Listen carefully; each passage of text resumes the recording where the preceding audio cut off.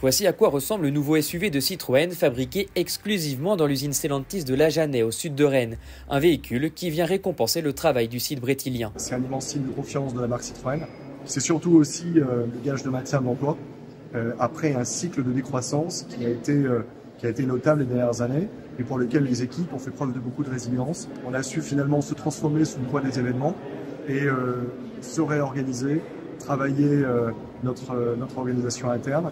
Et en fait, on est super content aujourd'hui de maintenir notre deuxième équipe avec le C5 Cross ancienne génération. Et là, on attend avec beaucoup d'impatience le lancement de ce futur véhicule.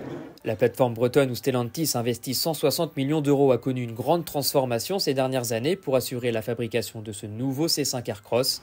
Du côté des salariés, les syndicats saluent la confiance accordée à l'usine, mais la CFE-CGC déplore que son avenir ne dépende que du succès d'un seul produit et demande l'affectation d'un autre véhicule. En attendant, la production test a déjà commencé à Rennes et montera en puissance à partir du mois de juin avant d'atteindre une production quotidienne de 400 véhicules.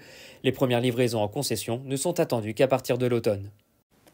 Les syndicats alertent aussi sur le fait que ce véhicule très moderne va demander plus de travail aux ouvriers. On écoute à ce sujet le délégué CGT Fabrice Lucas au micro de nos confrères de TV Rennes. C'est une voiture qui est plus moderne, qui a plus d'options, qui a plus d'éléments à fabriquer et surtout il y a une volonté de la direction, mais toutes les directions des usines, de faire de la productivité, c'est-à-dire de fabriquer les véhicules avec le moins de postes possible. Donc il y a une chasse au coût, et ce qui se traduit par une chasse aux postes, et donc par des postes qui sont des postes individuels qui sont plus chargés.